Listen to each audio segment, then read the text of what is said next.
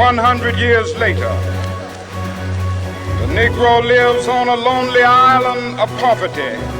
I have a dream that one day this nation will rise up and live out the true meaning of its creed.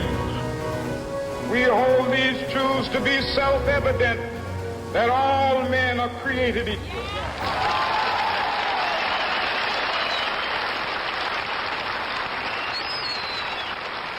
Happy Martin Luther King Day to everybody who might choose to zoom in or to look at this little commentary. I do want to comment on the differences between Martin Luther King and all other probably leaders at his special time. First of all, Martin Luther King, above anybody else, broke the apartheid system in the South.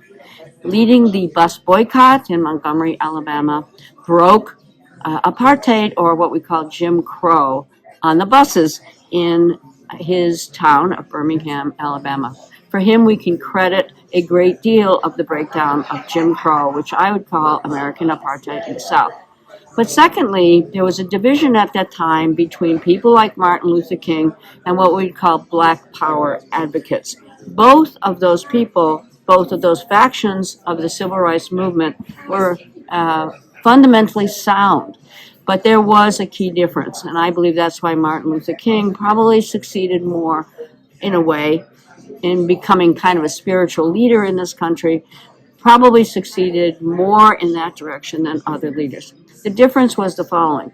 Martin Luther King regarded the civil rights struggle as a struggle of both black people and white people. For instance, he led the Poor People's March in Washington, D.C., in which he welcomed people of all races. He saw in those terms. While he especially was aware of the special oppression of black people, which arose from slavery, white people were never enslaved, he did see the commonality between all poor people of the world.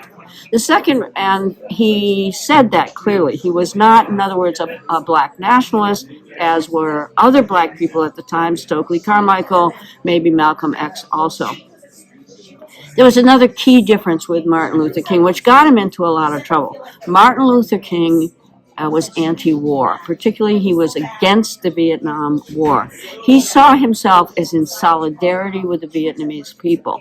Very few other Americans had that kind of consciousness, and Martin Luther King did. He gave a very important speech saying exactly that he was against the war, that he was in solidarity with the black and brown and yellow people of the world, creating a huge change in consciousness in this whole country, that being anti-war meant that you were in solidarity with other black, brown, and yellow people of the world. Very few people were saying that at the time. So those are the key differences.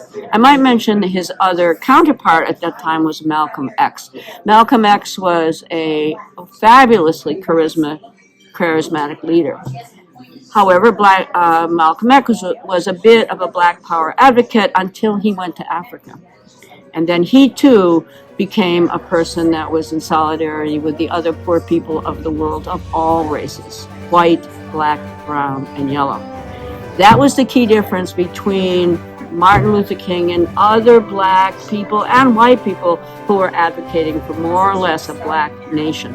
Martin Luther King advocated for revolutionary changes for all the poor people